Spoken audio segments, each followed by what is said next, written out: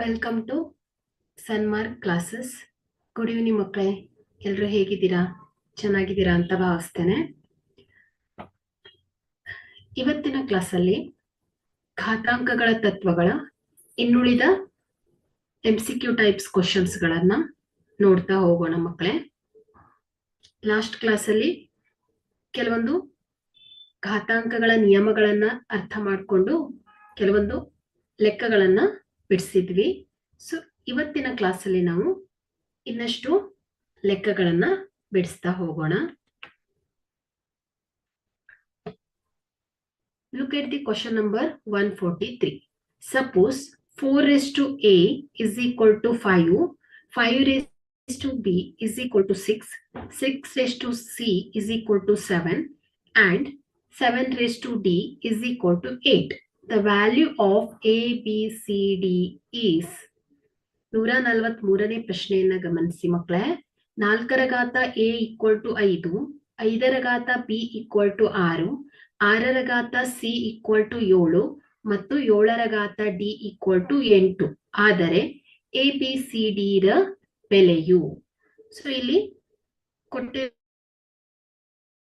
Equation, so ಇದನ್ನ ನಾವೇನ್ ಮಾಡೋಣ, 4ರ ಘಾತ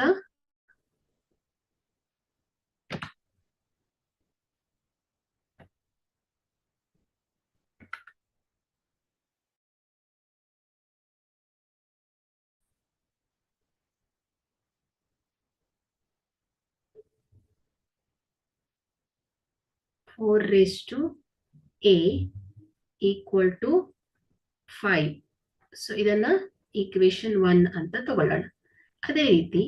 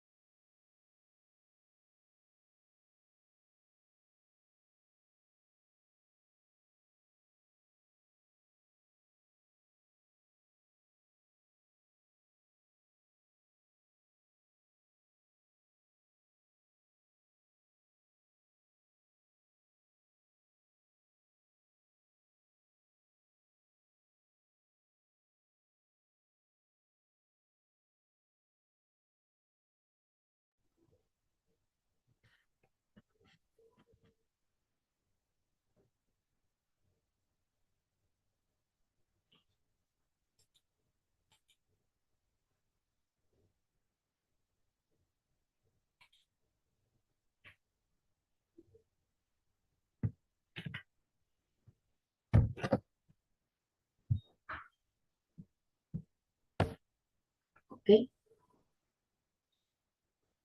So ಇಲ್ಲಿ 4 raised to a equal to 5. So ಇದನ್ನ equation 1 ಅಂತ ತಗೊಳ್ಳೋಣ. 5 raised to b equal to 6 ಇದೆ. So ಇದನ್ನ equation 2 ಅಂತ ತಗೊಳ್ಳೋಣ. 6 raised to c equal to 7. This is equation 3 and 7 raised to d equal to 8. So take this as equation number 4. Okay. So from equation 1 we can express.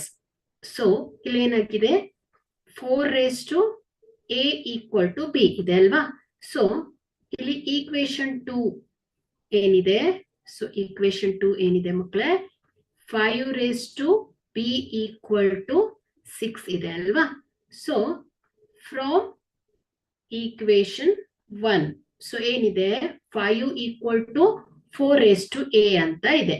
ಹಾಗಾದ್ರೆ 5 ನ ಏನಂತ ಬರೀತೇನೆ ನಾನು 4 raised to a ಅಂತ ಬರೀತೇನೆ. Hole raised to ಏನಾಗುತ್ತೆ b ಆಗುತ್ತೆ. So using 5 from equation 1. Okay. So this is equal to 6. So this is power of power law. So 4 raised to a into b is equal to 6 ಆಗುತ್ತೆ. Take this as equation number 5. Okay. So ಇದನ್ನ equation number 5 ಅಂತ ತಗೊಳ್ಳೋಣ. So ಈಗ 4 raised to ab equal to 6 ಆಗಿದೆ ಅಲ್ವಾ. So ಈಗ ಏನ್ ಮಾಡೋಣ equation number 3 ಅನ್ನ ಒಬ್ಸರ್ವ್ ಮಾಡಿ.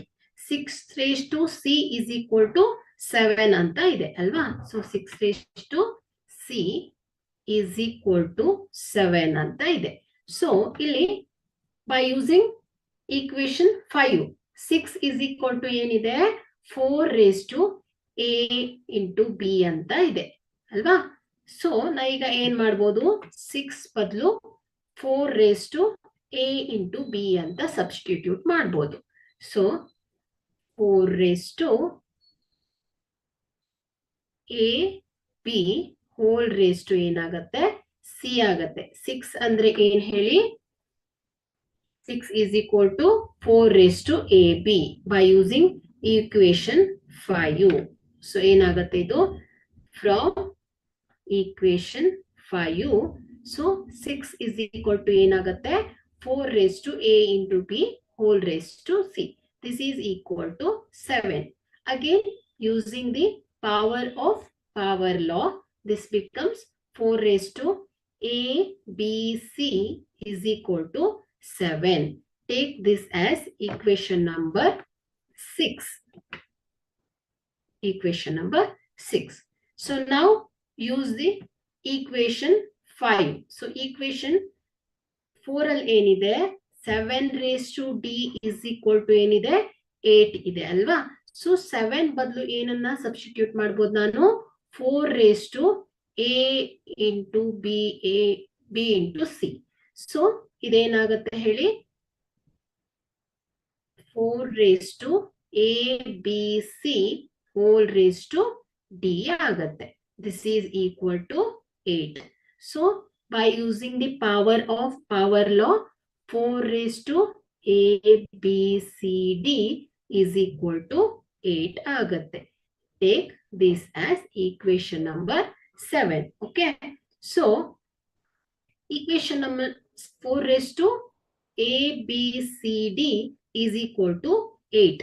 So ಇಲ್ಲಿ 4 ಅನ್ನ ನಾನು ಏನಂತ ಬರಿಬಹುದು 2 raised to 2 whole raised to a b c d ಆಗತ್ತೆ. a into b into c into d. This is equal to 8. So here 2 raised to 2 whole raised to a into b into c into d is equal to 2. 8 ಅನ್ನ ಹೇಗೆ split ಮಾಡ್ಬೋದು 2 into 2 into 2. So ಏನಂತ ಬರಿಬಹುದು ಇದನ್ನ 2 raised to 3 ಆಗತ್ತೆ. So here 2 raised to power of power law, this becomes 2 raised to 2 into a into b into c into d. This is equal to 2 raised to 3 ಆಗತ್ತೆ. Okay. So next here the bases are same, the exponents must be equal. So therefore, 2 into A into B into C into D is equal to 3 ಆಗತ್ತೆ. So A, B, C, D is equal to ಏನಾಗತ್ತೆ? 3/2 ಆಗತ್ತೆ. ಹಾಗಾದ್ರೆ the value of A, B, C, D is 3/2. The correct answer is B. Okay. So B is the correct answer.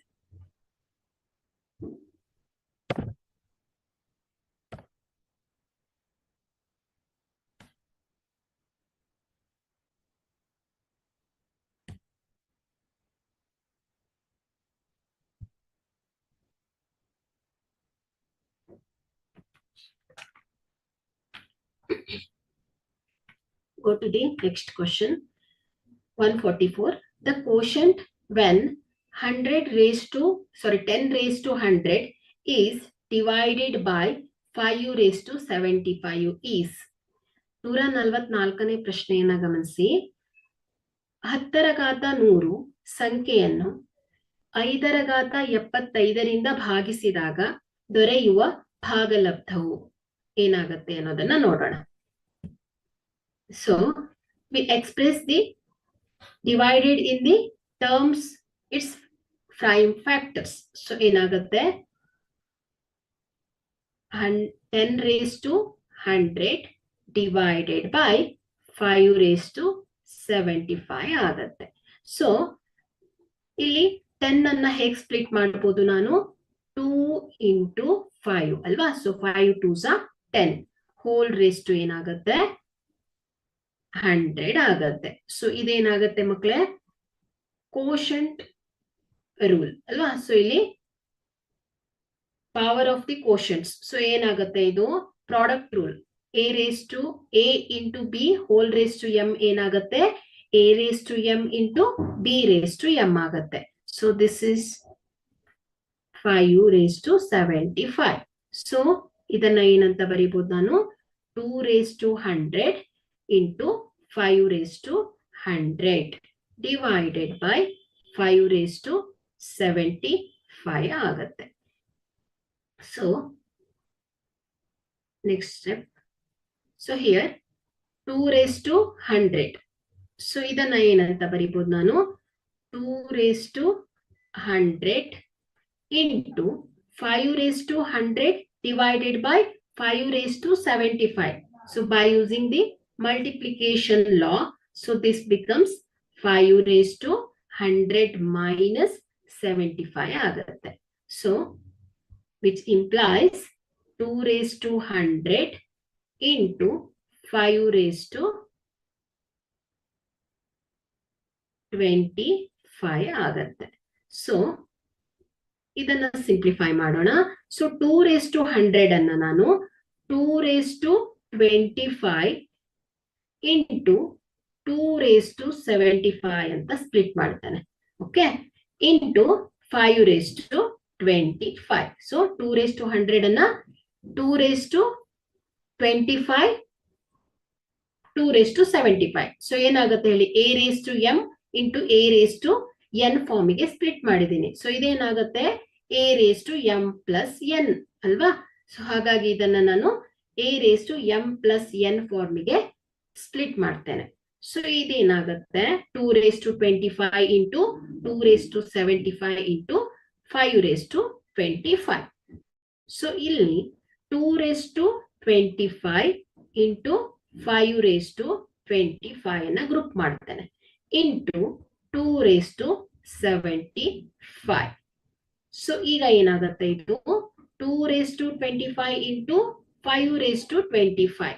So ಏನಾಗುತ್ತೆ? ಇದು product law, power of the product law ಏನಾಗುತ್ತೆ? A raised to M into B raised to M is A into B whole raised to M ಆಗತ್ತೆ. ಹಾಗಾಗಿ ಇದನ್ನ 2 into 5 whole raised to 25 into 2 raised to 75 ಆಗತ್ತೆ. So here A into B whole raised to M form ಅಲ್ಲಿ ಬಂದಿದೆ. So 2 into 5 is 10. So this becomes 10 raised to 25 into 2 raised to 75 ಆಗತ್ತೆ. So the answer is A. So here, sorry, 10 raised to 25 into 2 raised to 75. D is the correct answer. Okay.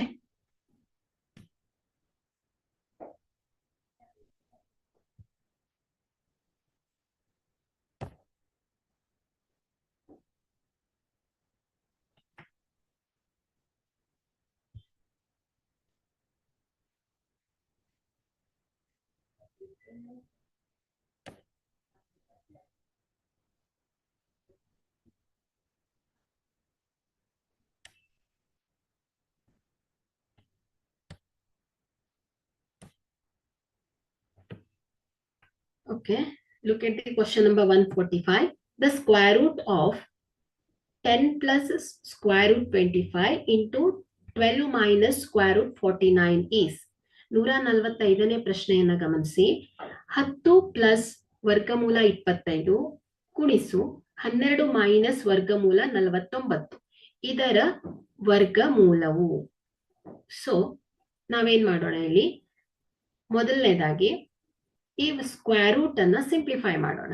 So ಏನಾಗುತ್ತೆ ಇಲ್ಲಿ, 10 plus square root 25 into ಏನಿದೆ 12 minus square root 49 ಇದೆ ಅಲ್ವಾ. So ಇಲ್ಲಿ square root of 25 equal to ಏನಾಗುತ್ತೆ ಹೇಳಿ, 5 ಅಲ್ವಾ. So square root of 49 7 into 7. So square root of 49 is 7. So now we substitute these values into the expression. So ಏನಾಗುತ್ತೆ, 10 plus square root of 25 is 5 into 12 minus 7.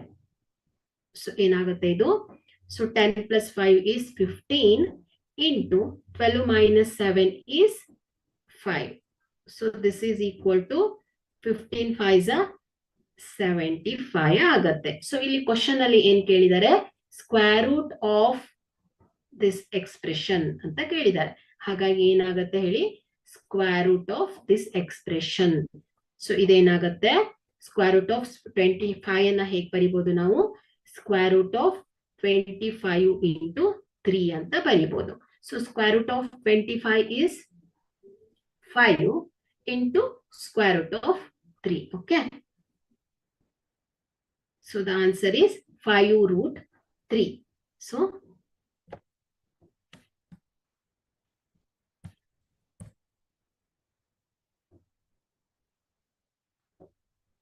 C is the correct option.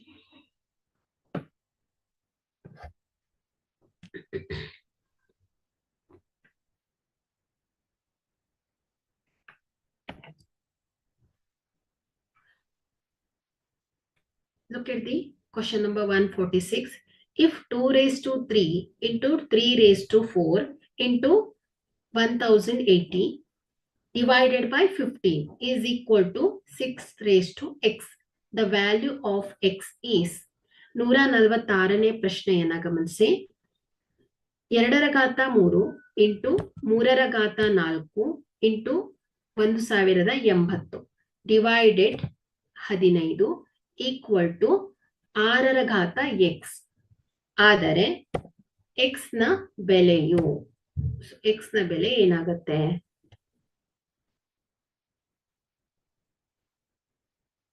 now write the equation. 2 raised to 3 into 3 raised to 4 into 1080 divided by 15. Okay, so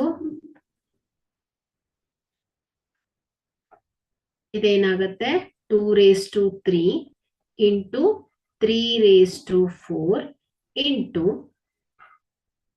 1080 divided by 15. So is equal to ಏನಿದೆ, 6 raised to x ಇದೆ. So ಈಗ ನಾವೇನ್ ಮಾಡೋಣ, ಇದನ್ನ divide ಮಾಡೋಣ. So 5 3s are 15. 5 3s are 15. So here 5 2s are 10, 5 1s are 5, 5 6 are 30 ಆಗುತ್ತೆ. So again 3 1s are 3, 3 7s are 21, 3 2s are 6. So ಇದೇನಾಗುತ್ತೆ ಹೇಳಿ, 2 raised to 3 into 3 raised to 4 into 72 ಆಗುತ್ತೆ. This is equal to 6 raised to x ಆಗುತ್ತೆ. So 72 ಅನ್ನ ನಾವು ಈ ಘಾತಾಂಕಗಳ ರೂಪದಲ್ಲಿ ವ್ಯಕ್ತಪಡಿಸೋಣ. So ಹೇಗೆ ಬರ್ಕೊಳ್ಬಹುದು ಅದನ್ನ ನೋಡಿ, 2 raised to 3 into 3 raised to 4 ಅಲ್ವಾ. ಸೊ ಇದನ್ನ ನಾನು 72 ಅನ್ನ 36 2s are 72 ಆಗುತ್ತೆ.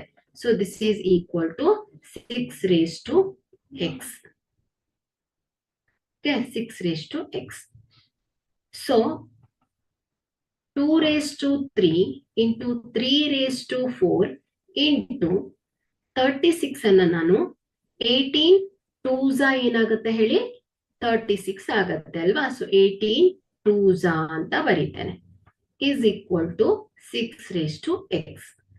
So this implies 2 raised to 3 into 3 raised to 4 into, so ಇದನ್ನ ಏನಂತ ಬರೀತೇನೆ, 9 2s are 18. So into 2 into 2 is equal to 6 raised to x. Okay, 9 2s are 18, 18 2s are 36, 36 2s are 72 alva. So this implies 2 raised to 3 into 3 raised to 4 into, so 9 anna hege baritene nanu, 3 raised to 2, 3 3s are 9 into 2 into 2 into 2 alva. So this is equal to 6 raised to x ಆಗುತ್ತೆ. So implies 2 raised to 3 into 3 raised to 4 into, so ಇಲ್ಲಿ 3 raised to 2 into 2 raised to 1 2 3. So ಇದನ್ನ ಘಾತಾಂಕ ರೂಪದಲ್ಲಿ ವ್ಯಕ್ತಪಡಿಸಿದ್ರೆ ಏನಾಗುತ್ತೆ ಮಕ್ಕಳೇ, 2ರ ಘಾತ 3 ಆಗುತ್ತೆ. This is equal to 6 raised to x ಆಗುತ್ತೆ. So which implies ಇಲ್ಲಿ a ಘಾತ m, a ಘಾತ n ಏನಾಗುತ್ತೆ ಹೇಳಿ, a ಘಾತ m plus n ಆಗುತ್ತೆ by using multiplication law. So 2 raised to 3 plus 3 into a raised to m into a raised to n. This is equal to a raised to m plus n ಆಗುತ್ತೆ. So this is equal to 6 raised to x ಆಗುತ್ತೆ. So here 2 raised to 6, 3 plus 3 is 6 into 3 raised to 6 equal to 6 raised to 6 ಆಗುತ್ತೆ. Okay, so next page ಅಲ್ಲಿ ತಗೊಳ್ತೇನೆ. So ಇದೇನಾಗುತ್ತೆ, a raised to m into b raised to m. So this is the power of product law. So ಏನ್ ಹೇಳುತ್ತೆ, a into b whole raised to m ಆಗುತ್ತೆ. This is equal to 6 raised to x. So ಇದೇನಾಗುತ್ತೆ, 6 raised to 6 ಆಗುತ್ತೆ. Okay, 6 raised to 6. So 6 raised to 6 is equal to 6 raised to x. So bases are same, then their power must be equal. Therefore 6 is equal to ಏನಾಗುತ್ತೆ, x ಆಗುತ್ತೆ. Okay, ಹಾಗಾದ್ರೆ ಇಲ್ಲಿ the value of x is 6. Okay, so the value of x is 6. Therefore the correct option is B. So B is the correct option. Okay na.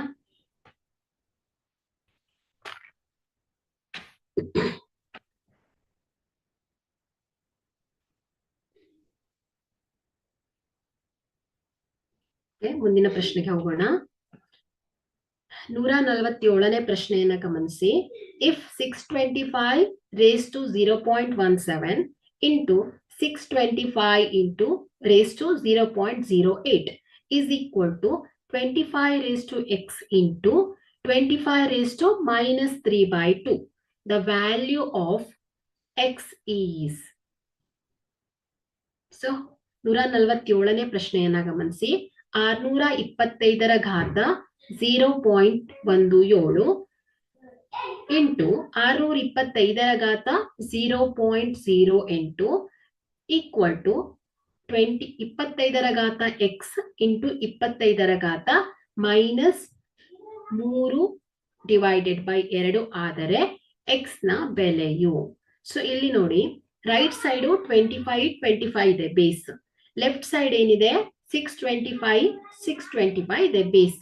So ನಾವೇನ್ ಮಾಡೋಣ, ಈ base ಅನ್ನ 25 ಆಗೋ ರೀತಿ ಕನ್ವರ್ಟ್ ಮಾಡ್ಕೊಳ್ಳೋಣ.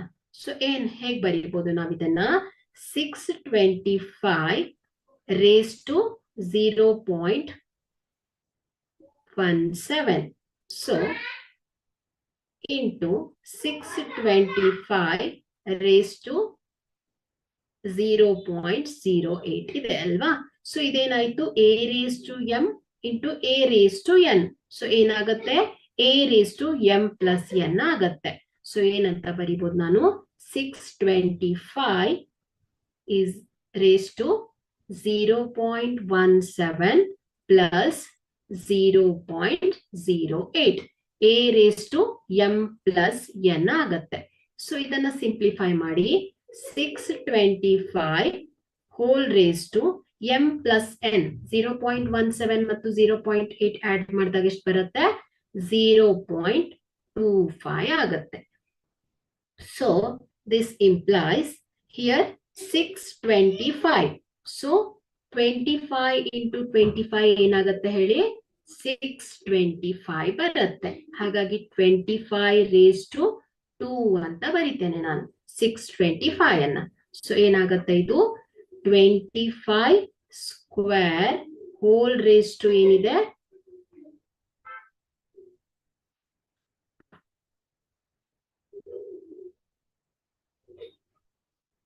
whole raised to 25 raised to 2 whole raised to 0.25. Okay, so implies 25 here a raised to m whole raised to n, power of power law ಏನ್ ಹೇಳುತ್ತೆ, a raised to m whole raised to n. This is equal to a raised to m into n. So this becomes 225 raised to 2 into 0.25 ಆಗುತ್ತೆ. So this implies 25 raised to 2 into 0.25 is 0.5. Okay, so ನಾವೇನ್ ಮಾಡಿದ್ವಿ, basis ಅನ್ನ right side ಬೇಸಿಗೆ equal ಆಗೋ ತರ ಮಾಡ್ಕೊಂಡ್ವಿ. So ಈಗ ಏನ್ ಮಾಡೋಣ, ನಾವು ವ್ಯಾಲ್ಯೂ ಆಫ್ ಎಕ್ಸ್ ಅನ್ನ ಫೈಂಡ್ ಔಟ್ ಮಾಡೋಣ. ಸೊ ಏನಾಗುತ್ತೆ ಇದು, 25 raised to 0.5 is equal to, so ಇದೇನಾಗಿದೆ 25 raised to x, right side ಏನಿದೆ 25 raised to x into 25 raised to -3/2. So into 25 raised to -3/2 ಅಲ್ವಾ. ಸೊ ಈಗ ನೋಡಿ ಇಲ್ಲಿ 25 raised to 0.5 ಇದೆ. ಸೊ ಇಲ್ಲಿ 0.5 ಅನ್ನ ನಾವೇನ್ ಮಾಡೋಣ, ಡೆಸಿಮಲ್ ಇಂದ ಫ್ರಾಕ್ಷನ್ ಗೆ ಕನ್ವರ್ಟ್ ಮಾಡೋಣ. ಸೊ ಇದನ್ನ ಹೇಗ್ ಬರಿಬಹುದು, 0.5 ಫ್ರಾಕ್ಷನ್ ಗೆ ಕನ್ವರ್ಟ್ ಆದಾಗ ಏನಾಗುತ್ತೆ, 5/10 ಆಗತ್ತೆ. So 5 1s are 5, 5 2s are 10. ಹಾಗಾಗಿ 0.5 ಅನ್ನ ಹೇಗ್ ಬರಿತೇನೆ ನಾನು, 25 raised to 1/2. ಓಕೆ, ಸೊ ಏನಾಗುತ್ತೆ ಹಾಗಾದ್ರೆ 25 1/2 ಆಗುತ್ತೆ. So equal to 25 raised to x into 25 raised to -3/2 ಆಗುತ್ತೆ ಅಲ್ವಾ. ಸೊ ಈಗ ಎಲ್ಲ ಬೇಸಸ್ ಏನಾಯ್ತು ಹೇಳಿ, ಈಕ್ವಲ್ ಆಯ್ತು. ಸೊ ಇದೇನಾಗುತ್ತೆ, 25 raised to 1/2 is equal to, which is of the form a raised to m into a raised to n. This is equal to a raised to m plus n. This is the multiplication law. By applying the multiplication law, so this becomes 25 raised to x minus 3/2 ಅಲ್ವಾ. So ಈಗ If the bases are same, then exponents must be, power must be equal.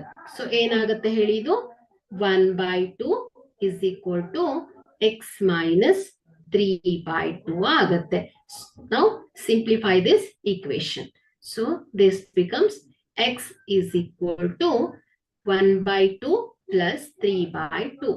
So x is equal to ಏನಾಗುತ್ತೆ, denominator same ಇದೆ, ಹಾಗಾಗಿ ಇಲ್ಲಿ ನಾವೇನ್ ಮಾಡೋಣ, ಈ ಒಂದು ಫ್ರಾಕ್ಷನ್ ಅನ್ನ ಡೈರೆಕ್ಟ್ ಆಗಿ ಆಡ್ ಮಾಡಬಹುದು. ಸೊ 4/2 ಆಗುತ್ತೆ. So 2 1s are 2, 2 2s are 4. So x is equal to ಏನಾಗುತ್ತೆ ಮಕ್ಕಳೇ, 2 ಬರುತ್ತೆ. So the value of x is 2.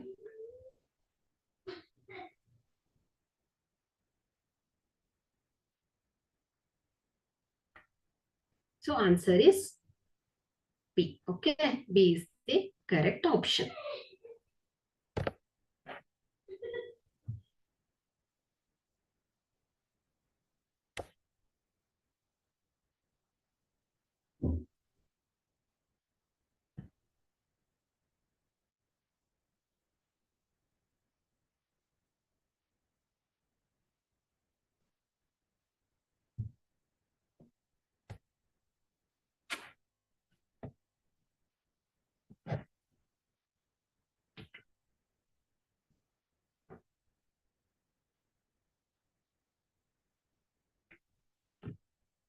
Okay. Look at the question number 148. If P by A is P by Q, okay. This is P by Q. This is P by Q. So P by Q. Okay, P by Q whole raised to 2m plus 2 is equal to Q by P whole raised to 9 minus m. The value of m is 148ನೇ ಪ್ರಶ್ನೆಯನ್ನ ಗಮನಿಸಿ. P by Q the ಘಾತ 2m plus 2 equal to Q by P the ಘಾತ 9 minus m ಆದರೆ m ನ ಬೆಲೆಯು. So ಇಲ್ಲಿ equation ಏನಾಗುತ್ತೆ,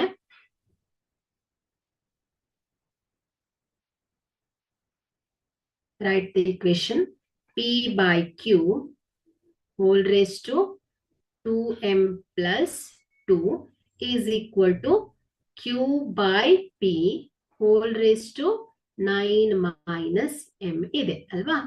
So here to make the bases same, so we can use the property of the negative index law. So ಇಲ್ಲಿ bases ಅನ್ನ ಏನ್ ಮಾಡೋಣ, ಈಕ್ವಲ್ ಮಾಡ್ಕೊಳ್ಳೋಣ. ಸೊ ಏನಾಗುತ್ತೆ ಇಲ್ಲಿ P by Q or Q by P ಏನಾಗುತ್ತೆ ಹೇಳಿ,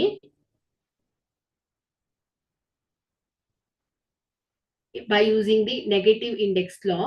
ಸೊ ಇದೇನಾಗುತ್ತೆ P by Q whole raised to minus 1 ಆಗುತ್ತೆ. ಸೊ ಇದರ ಇನ್ವರ್ಸ್ ರೆಸಿಪ್ರೋಕಲ್ ಏನಾಗುತ್ತೆ ಹೇಳಿ, 1 by P Q by P ಏನಾಗುತ್ತೆ, ರೆಸಿಪ್ರೋಕಲ್ ಆದಾಗ P by Q whole raised to minus 1 ಆಗುತ್ತೆ.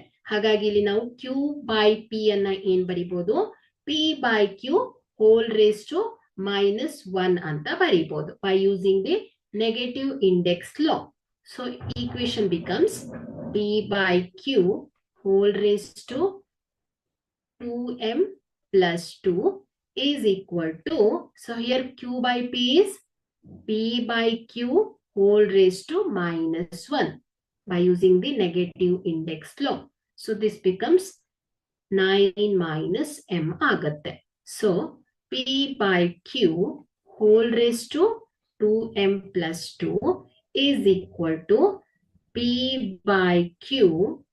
So ಇದೇನಾಗುತ್ತೆ, by using the power law, a raised to m whole raised to n alva. So a raised to m whole raised to n, this is equal to a raised to m into n ಆಗುತ್ತೆ. So ಇದೇನಾಗುತ್ತೆ minus 1 into 9. So 9 minus 9 plus m ಆಗುತ್ತೆ. Okay. So ಈಗ ಏನಾಯ್ತು, the bases are same, we can equate the exponents. So ಏನಾಗುತ್ತೆ 2m plus 2 is equal to minus 9 plus m ಆಗುತ್ತೆ. So here 2m minus m is equal to ಏನಾಗುತ್ತೆ minus 9 minus 2. So m is equal to minus 9 minus 2 is minus 11. Okay. So here the value of m is minus 11. So the answer is D. Okay. D is the correct answer.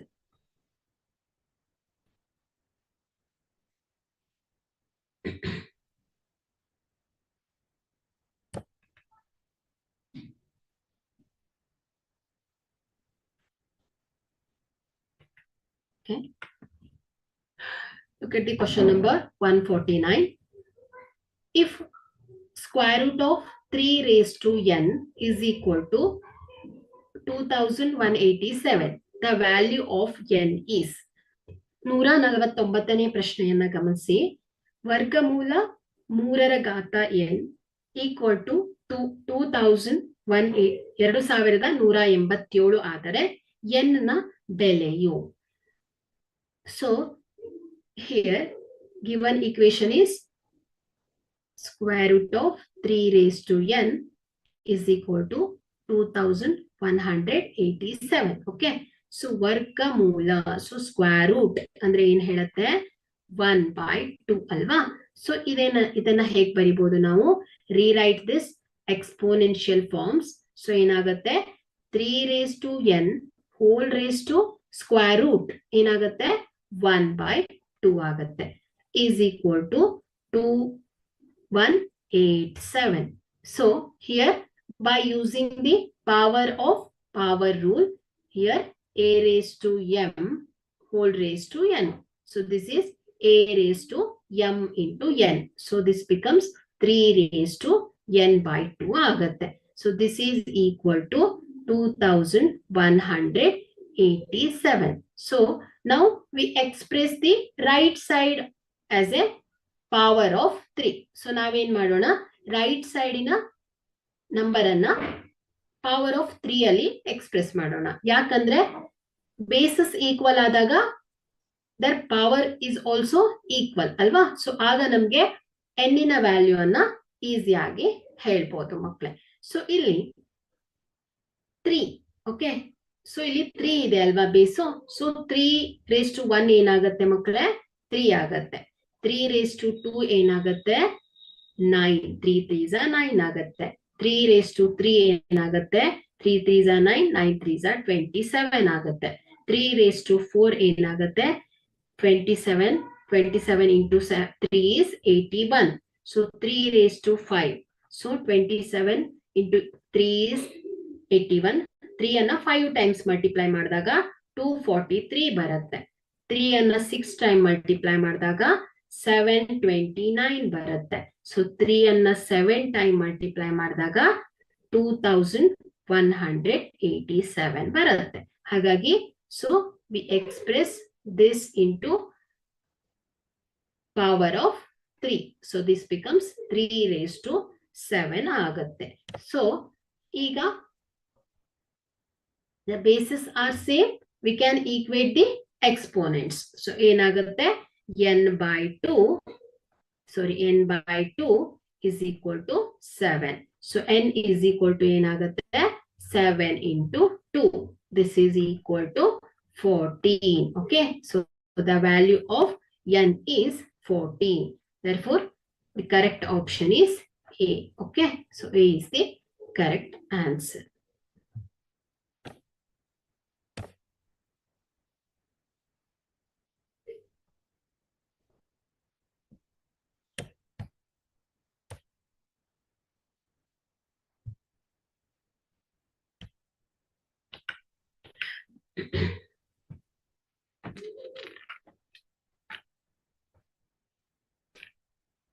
Look at the question number 150. If 2 raised to x plus 4 minus 2 raised to x plus 2 equal to 3, the value of x is 150ನೇ ಪ್ರಶ್ನೆಯನ್ನ ಗಮನಿಸಿ ಮಕ್ಕಳೇ.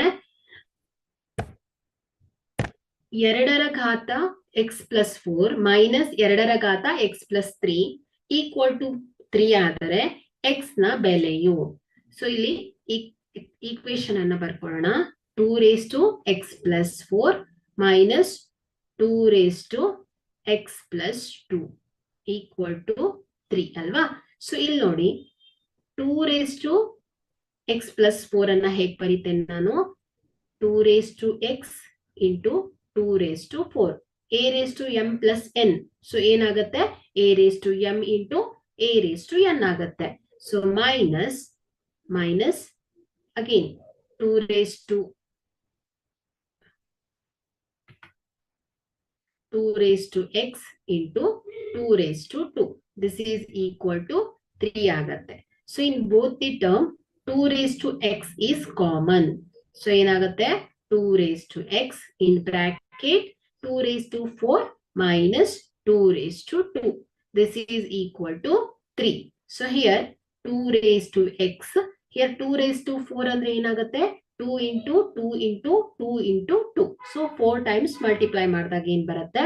2 2s are 4, 4 2s are 8, 8 2s are 16 ಆಗುತ್ತೆ ಮಕ್ಕಳೇ. So 16 minus 2 2s are 4 ಅಲ್ವಾ. So this is equal to 3. So ಇದೇನಾಗುತ್ತೆ? 2 raised to x into 16 minus 4 is 12 is equal to 3. So 2 raised to x is equal to ಏನಾಗುತ್ತೆ? 3 by 12 ಆಗುತ್ತೆ.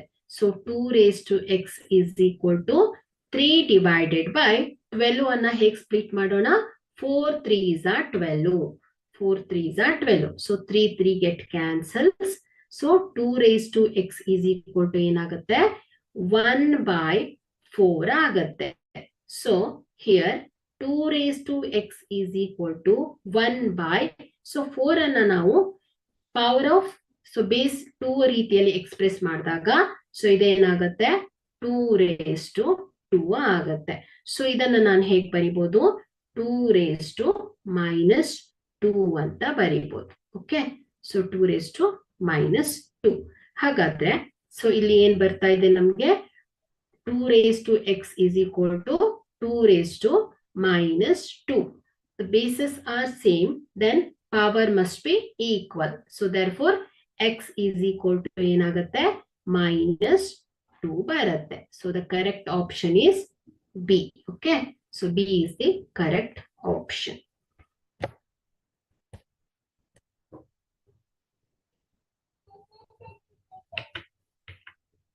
Okay, we'll go to the next question, 151. The value of 2 raised to 50 plus 2 raised to 50 plus 2 raised to 50 plus 2 raised to 50 is 151ನೇ ಪ್ರಶ್ನೆಯನ್ನ ಗಮನಿಸಿ. 2 ರ ಘಾತ 50 plus 2 ರ ಘಾತ 50 plus 2 ರ ಘಾತ 50 ಪ್ಲಸ್ 2 ರ ಘಾತ 50 1 2 3 4 ಸಲ ಇದೆ. ಸೊ ಇದರ ಬೆಲೆಯು ನೋಡಿ ಇಲ್ಲಿ 2 raised to 50 plus 2 raised to 50 plus 2 raised to 50 plus 2 raised to 50 ಆಗುತ್ತೆ. ಸೊ ಇಲ್ಲಿ 2 raised to 50 ಎಷ್ಟು ಟೈಮ್ ಬಂದಿದೆ? 4 ಟೈಮ್ ಬಂದಿದೆ. ಹಾಗಾದ್ರೆ ಏನಾಗುತ್ತೆ? 4 into 2 raised to 50 ಆಗುತ್ತೆ. ಸೊ ದಿಸ್ ಇಂಪ್ಲೈಸ್ 4 ಅನ್ನ ಹೇಗೆ ಬರಿಬಹುದು ನಾನು? 2 raised to 2 into 2 raised to 50. So here a raised to m into a raised to n. This is a raised to m plus n ಆಗುತ್ತೆ. So this is equal to 2 raised to 52. Simple question. So the answer is A. Okay, A is the correct answer. 2 raised to 52. Okay. Okay, last question. 152. The value of x raised to b divided by x raised to c whole raised to 1 by bc into x raised to c divided by x raised to a whole raised to 1 by ca into x raised to a into x raised to b whole raised to 1 by ab is 152ನೇ ಪ್ರಶ್ನೆಯನ್ನ ಗಮನಿಸಿ. x the ಘಾತ b divided by x the ಘಾತ c whole raised to 1 by bc. into x the ghata c divided by x the ghata a whole raised to 1 by ca into x the ghata a x the ghata b whole raised to 1 by ab ರ ಬೆಲೆಯು. So equation expression ಅನ್ನ ಬರ್ಕೊಳ್ಳೋಣ. So x ಘಾತ b divided by x ಘಾತ c whole raised to 1 by bc into x raised to c divided by x raised to a whole raised to 1 by ca into x ಘಾತ a divided by x raised to b whole raised to 1 by ab. So ಇದೇನಾಗುತ್ತೆ a by b whole raised to m. Okay, this is power of product. Okay, product law ಏನ್ ಹೇಳುತ್ತೆ. So ಇದನ್ನ ಹೇಗೆ ಬರಿಬಹುದು, x raised to b into 1 by bc divided by x raised to c into 1 by bc. So a by b whole raised to m, a raised to m divided by b raised to m ಆಗುತ್ತೆ into x raised to c into 1 by ca divided by x raised to a into 1 by ca into x raised to a into 1 by ab divided by x raised to b into 1 by ab. So here this b cancels, c by c, a by a and a by a and b by b.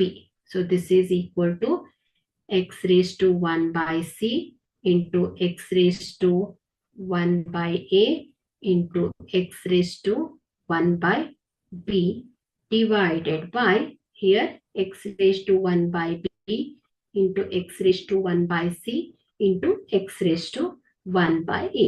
So ಏನಾಗುತ್ತೆ x raised to 1 by c, x raised to 1 by a, x raised to 1 by b. This is equal to ಏನಾಗುತ್ತೆ ಮಕ್ಕಳೇ 1 ಆಗುತ್ತೆ. So the correct option is C. Okay. So C ಏನಾಗುತ್ತೆ ಸರಿಯಾದ ಉತ್ತರ. Okay, ಇಲ್ಲಿಗೆ ಈ ಘಾತಾಂಕಗಳ ತತ್ವಗಳಿಗೆ ಸಂಬಂಧಪಟ್ಟ ಹಾಗೆ ಕೆಲವೊಂದು 15 ಮಲ್ಟಿಪಲ್ ಚಾಯ್ಸ್ ಕ್ವಶನ್ಸ್ ಗಳನ್ನ ನೋಡಿದ್ವಿ ಮಕ್ಕಳೇ. ಸೊ ಈಗ ಸ್ವಲ್ಪ ಸಮಯ ಇರೋದ್ರಿಂದ ನಾವು ಮುಂದಿನ ಒಂದು ಟಾಪಿಕ್ ಮೆಂಟಲ್ ಎಬಿಲಿಟಿಗೆ ಸಂಬಂಧಪಟ್ಟದ್ದು ಕ್ಯಾಲೆಂಡರ್. ಸೊ ಕ್ಯಾಲೆಂಡರ್ ಬಗ್ಗೆ ಸ್ವಲ್ಪ ಬೇಸಿಕ್ಸ್ ಗಳನ್ನ ತಿಳ್ಕೊಳ್ಳೋಣ ಮಕ್ಕಳೇ. ಓಕೆ,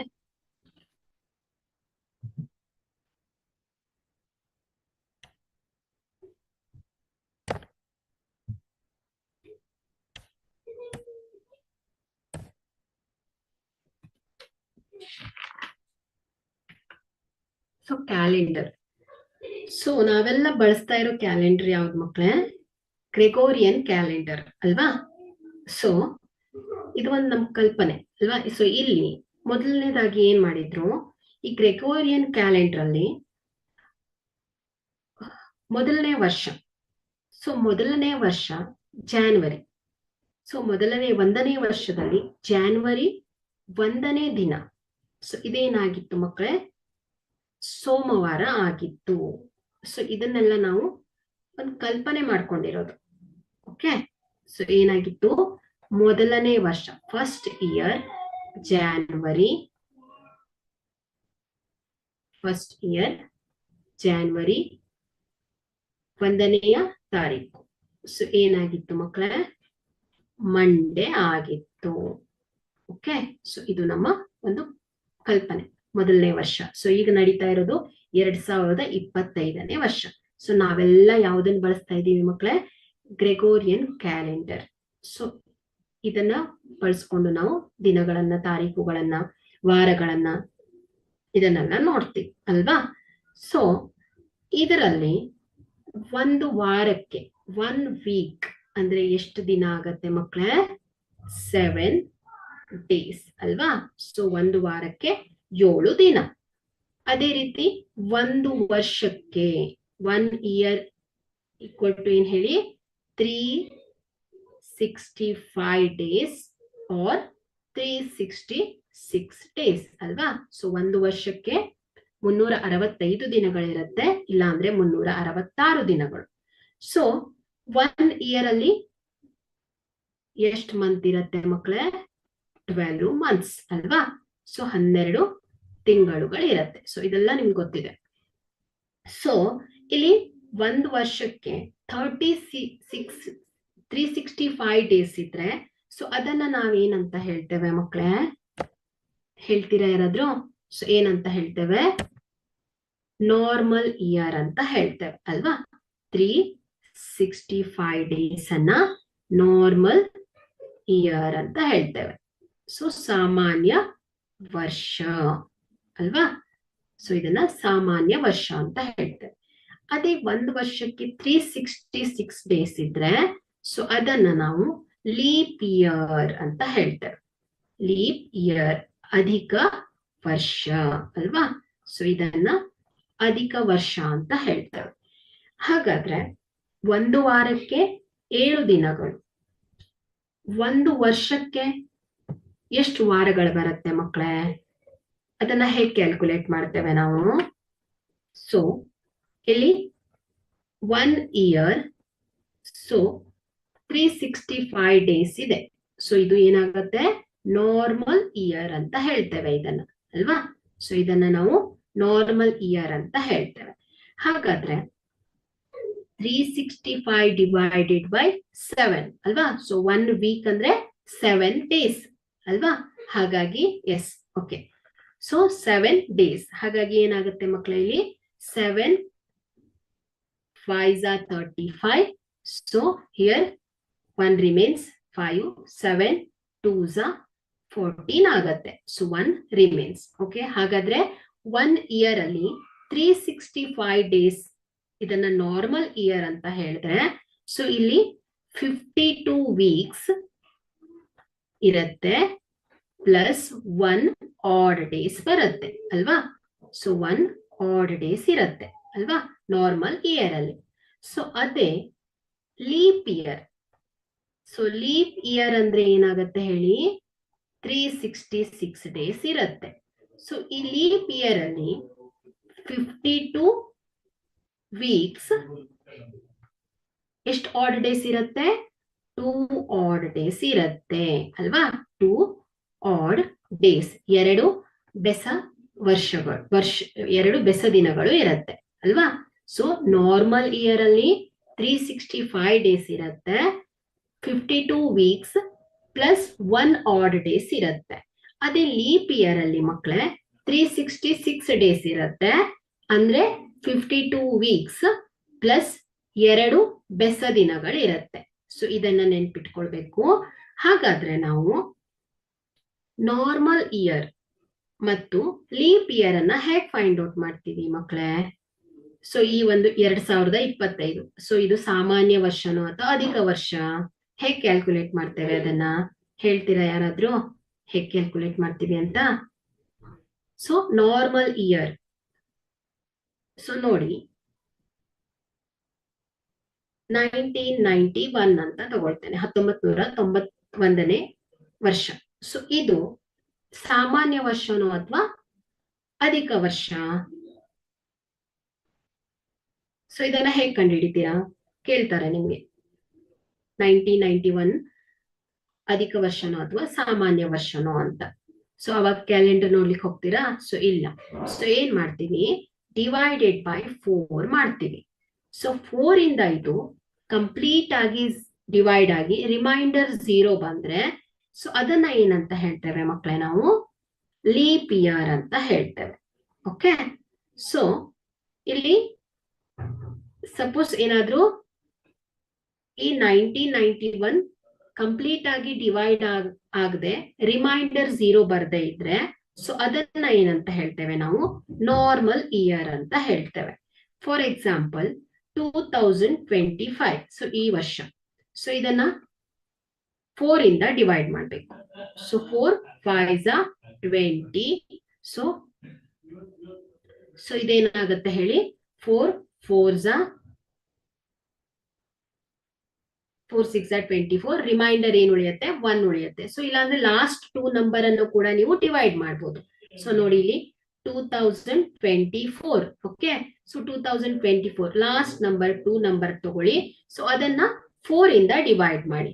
ಸೊ ಈ ಕಂಪ್ಲೀಟ್ 2 ನಂಬರ್ಸ್ 4 ಇಂದ ಡಿವೈಡ್ ಆಗಿ ರಿಮೈಂಡರ್ 0 ಬಂದ್ರೆ ಸೊ ಅದೇನಾಗತ್ತೆ ಮಕ್ಕಳೇ, ಲೀಪ್ ಇಯರ್ ಆಗತ್ತೆ ಅಲ್ವಾ.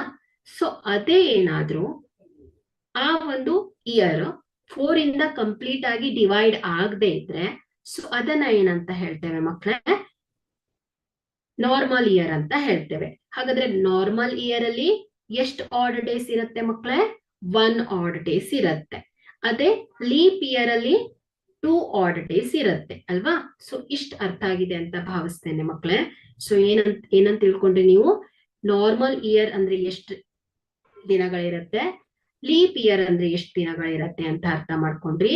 ಅದೇ ರೀತಿ ನಾರ್ಮಲ್ ಇಯರ್ ಅಲ್ಲಿ ಎಷ್ಟು ವೀಕ್ಸ್ ಬರುತ್ತೆ, ಲೀಪ್ ಇಯರ್ ಅಲ್ಲಿ ಸೇಮ್ 52 ವೀಕ್ಸ್ ಬರುತ್ತೆ, 2 ಆಡ್ ಡೇಸ್ ಬರುತ್ತೆ. ನಾರ್ಮಲ್ ಇಯರ್ ಅಲ್ಲಿ 52 ವೀಕ್ಸ್ ಬರುತ್ತೆ, 1 ಆಡ್ ಡೇ ಬರುತ್ತೆ ಮಕ್ಕಳೇ. ಸೊ ಇಷ್ಟ ಅರ್ಥ ಆಗಿದೆ. ಸೊ ನೆಕ್ಸ್ಟ್ ಹೋಗೋಣ. ಸೊ ಇಲ್ಲಿ ನೋಡಿ ಮಕ್ಕಳೇ, ಉದಾಹರಣೆಗೆ ಸೊ ಇವತ್ತಿನ ಈ ವರ್ಷವನ್ನ ತಗೊಳ್ಳೋಣ. ನೋಡಿ, ಈ ವರ್ಷ ಆಗಸ್ಟ್ 15. ಸೊ ಈ 2025 ನ ಆಗಸ್ಟ್ 15 ನಾವು ಯಾವ ದಿನ ಆಚರಿಸಿದೀವಿ, ಆಗಸ್ಟ್ 15 ನಾವು ಯಾವ ದಿನ ಆಚರಿಸಿದೀವಿ, ಫ್ರೈಡೆ ಆಚರಿಸಿದೀವಿ ಅಲ್ವಾ. So Friday ಆಚರಿಸಿದೀವಿ. ಸೊ ಈ 2025 ಏನಾಗಿತ್ತು ಮಕ್ಕಳೇ, ನಾರ್ಮಲ್ ಇಯರ್ ಆಗಿತ್ತು ಅಲ್ವಾ. ಸೊ ಇದು ನಾರ್ಮಲ್ ಇಯರ್ ಆಗಿತ್ತು ಅಂದ್ರೆ 1 ಆಡ್ ಡೇಸ್ ಇತ್ತು. ಸೊ 2026 ಆಗಸ್ಟ್ 15 ಯಾವ ಡೇ ಆಚರಿಸ್ತೇವೆ ಹೇಳ್ತೀರಾ ಯಾರಾದ್ರೂ? 2026 ಆಗಸ್ಟ್ 15 ಯಾವ ಡೇ ಬರುತ್ತೆ, ಯಾವ ಡೇ ಬರ್ಬೋದು ಮಕ್ಕಳೇ?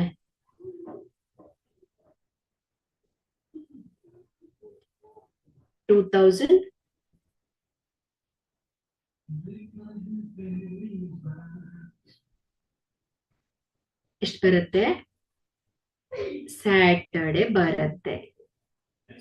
ಒಂದ್ ಸೆಕೆಂಡ್. ಸೊ ಸ್ಯಾಟರ್ಡೆ ಬರುತ್ತೆ. ಯಾಕೆ ಹೇಳಿ ಮಕ್ಕಳೇ? 2026 ಅಲ್ವಾ. ಸೊ 2026 ಈ 2026 ಕಂಪ್ಲೀಟ್ ಆಗಿ 4 ಇಂದ ಡಿವೈಡ್ ಆಗತ್ತಾ? ಇಲ್ಲ. ಸೊ ಇದು ಕಂಪ್ಲೀಟ್ ಆಗಿ ಡಿವೈಡ್ ಆಗಲ್ಲ ಅಂದ್ರೆ ಸೊ ಇದೇನಾಗತ್ತೆ ಹೇಳಿ, normal year. So normal year ಆಗಿರೋದ್ರಿಂದ ಸೊ ಎಷ್ಟು ಆಡ್ ಡೇಸ್ ಇರುತ್ತೆ ಮಕ್ಕಳೇ? 1 ಆಡ್ ಡೇಸ್ ಇರುತ್ತೆ. ಹಾಗಾಗಿ ನಾವೇನ್ ಮಾಡ್ಬೇಕು, ಇಲ್ಲಿ ಹಿಂದಿನ ವರ್ಷಕ್ಕೆ 1 ದಿನವನ್ನ ಎಕ್ಸ್ಟ್ರಾ ಆಡ್ ಮಾಡ್ಕೊಳ್ತಾ ಹೋಗ್ಬೇಕು. ಹಾಗಾದ್ರೆ ಏನಾಯ್ತು ಮಕ್ಕಳೇ, 2026 ಏನಾಯ್ತು, ಸ್ಯಾಟರ್ಡೆ ಬರುತ್ತೆ. ಅದೇ ರೀತಿ 2027 ಆಗಸ್ಟ್ 15. ಸೊ ಇದು ಯಾವ ದಿನ ಬರುತ್ತೆ ಮಕ್ಕಳೇ? ಸಂಡೇ ಆಗತ್ತೆ. ಯಾಕಂದ್ರೆ 2027 ಏನ್ ಹೇಳಿ, ನಾರ್ಮಲ್ ಇಯರ್. ಹಾಗಾದ್ರೆ ಇದು ಕಂಪ್ಲೀಟ್ ಆಗಿ 4 ಇಂದ ಡಿವೈಡ್ ಆಗಲ್ಲ. ಸೊ ಇದು ಕಂಪ್ಲೀಟ್ ಆಗಿ 4 ಇಂದ ಡಿವೈಡ್ ಆಗಲ್ಲ ಅಂದ್ರೆ 1 ಆಡ್ ಡೇಸ್ ಇರುತ್ತೆ. ಹಾಗಾಗಿ ಏನಾಯ್ತು, ಹಿಂದಿನ ವರ್ಷಕ್ಕೆ 1 ದಿನ ಎಕ್ಸ್ಟ್ರಾ ಆಡ್ ಆಗತ್ತೆ. ಸೊ ಹಾಗಾಗಿ ಏನ್ ಬರುತ್ತೆ ಮಕ್ಕಳೇ, ಸಂಡೇ ಬರುತ್ತೆ. ಓಕೆನಾ. ಸೊ ಅದೇ ರೀತಿ 2028 ಅನ್ನ ನೋಡಿ. ಸೊ ಈ 28 ಏನಾಗ್ತಾ ಇದೆ ಮಕ್ಕಳೇ, 4 ಇಂದ ಕಂಪ್ಲೀಟ್ ಆಗಿ ಡಿವೈಡ್ ಆಗತ್ತೆ. ಹಾಗಾಗಿ ಈ 2028 ಏನಾಗುತ್ತೆ ಹೇಳಿ, ಲೀಪ್ ಇಯರ್ ಅಲ್ವಾ. ಸೊ ಇದು ಅಧಿಕ ವರ್ಷ. ಸೊ ಅಧಿಕ ವರ್ಷ ಆಗಿರೋದ್ರಿಂದ ಸೊ ಎಷ್ಟು ಆಡ್ ಡೇಸ್ ಇರುತ್ತೆ ಹೇಳಿ, 2 ಆಡ್ ಡೇಸ್ ಇರುತ್ತೆ. ಸೊ 2 ಆಡ್ ಡೇಸ್ ಇರೋದ್ರಿಂದ ಹಿಂದಿನ ವರ್ಷಕ್ಕೆ 2 ದಿನ ಎಕ್ಸ್ಟ್ರಾ ಆಡ್ ಆಗುತ್ತೆ. ಹಾಗಾಗಿ ಏನಾಗುತ್ತೆ, 2028 ಆಗಸ್ಟ್ 15 ಏನಾಗುತ್ತೆ ಹೇಳಿ, ಟ್ಯೂಸ್ಡೇ ಬರುತ್ತೆ. ಓಕೆ, ಅರ್ಥ ಆಯ್ತಾ? ಇಷ್ಟೇ ಮಕ್ಕಳೇ. So normal days, normal year ಇದ್ರೆ +1 ಆಡ್ ಡೇಸ್ ಆಡ್ ಮಾಡ್ಬೇಕು. ಲೀಪ್ ಇಯರ್ ಇದ್ರೆ ಪ್ಲಸ್ 2 ಡೇಸ್ ಅನ್ನ ಆಡ್ ಮಾಡಬೇಕು.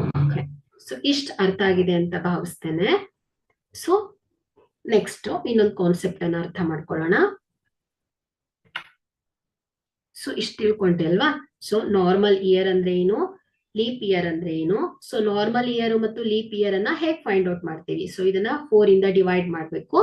ಸೊ ರಿಮೈಂಡರ್ 0 ಬಂದ್ರೆ ಇದು ಲೀಪ್ ಇಯರ್, ರಿಮೈಂಡರ್ 0 ಬಂದಿಲ್ಲ ಅಂದ್ರೆ ಅದನ್ನ ನಾರ್ಮಲ್ ಇಯರ್, ಸಾಮಾನ್ಯ ವರ್ಷ ಅಂತ ಹೇಳ್ತೇವೆ ಮಕ್ಕಳೇ.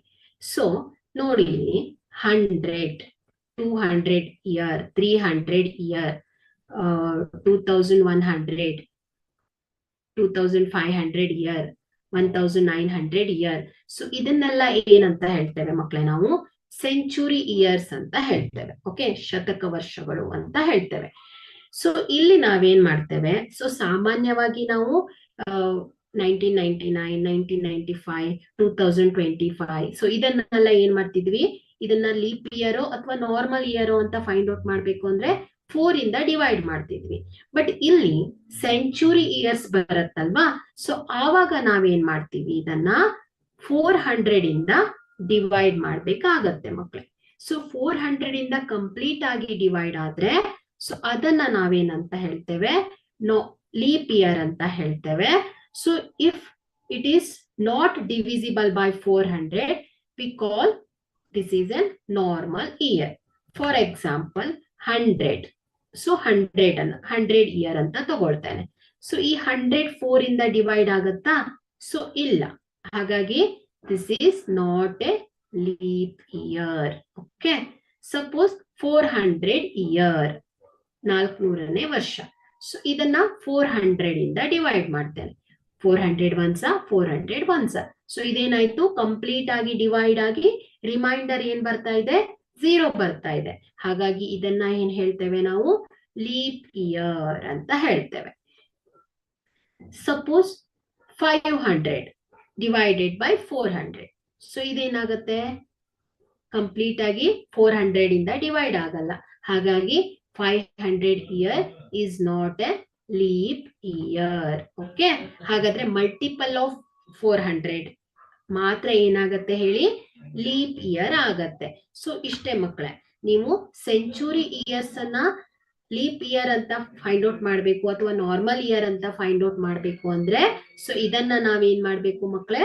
400 ಇಂದ ಡಿವೈಡ್ ಮಾಡ್ಬೇಕು.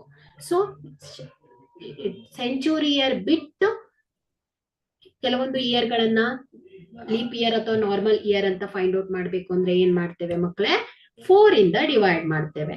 ಇಷ್ಟನ್ನ ನೀವು ನೆನಪಿನಲ್ಲಿ ಇಟ್ಕೊಳ್ಳಿ, ಆಯ್ತಾ? ಓಕೆ, ಈ ಕಾನ್ಸೆಪ್ಟ್ ಗೆ ಸಂಬಂಧಪಟ್ಟ ಹಾಗೆ ನಿಮ್ಗೆ ಏನಾದ್ರೂ ಡೌಟ್ಸ್ ಇದ್ರೆ ಕೇಳಿ ಮಕ್ಕಳೇ.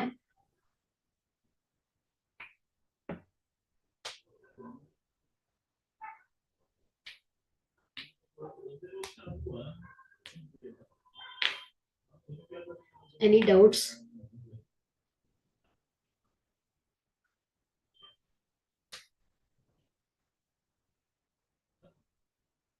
ಸೊ ಸೆಂಚುರಿ ಇಯರ್ಸ್ ಅನ್ನ ಮಾತ್ರ ಯಾವಾಗ್ಲೂ ನಾವು 400 ಇಂದನೇ ಡಿವೈಡ್ ಮಾಡ್ತೇವೆ ಮಕ್ಕಳೇ. ಓಕೆನಾ?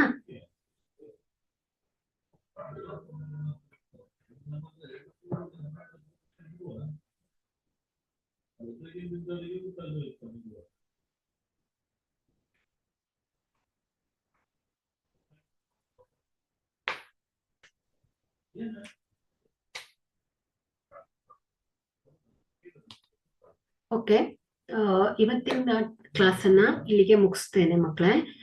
ರಿಮೈನಿಂಗ್ ಕೆಲವೊಂದು ಬೇಸಿಕ್ ಟಾಪಿಕ್ಸ್ ಗಳಿದೆ ಕ್ಯಾಲೆಂಡರ್ಗೆ ಸಂಬಂಧಪಟ್ಟ ಹಾಗೆ. ಸೊ ಅದನ್ನ ನಾನು ನೆಕ್ಸ್ಟ್ ಕ್ಲಾಸ್ ಅಲ್ಲಿ ಹೇಳ್ಕೊಂಡು ಅದಕ್ಕೆ ರಿಲೇಟೆಡ್ ಆಗಿರೋ ಕೆಲವೊಂದು ಪ್ರಾಬ್ಲಮ್ಸ್ ಅನ್ನ ನೋಡ್ತಾ ಹೋಗೋಣ ಮಕ್ಕಳೇ. ಓಕೆನಾ? So will end the class, continue in the next class. Thank you.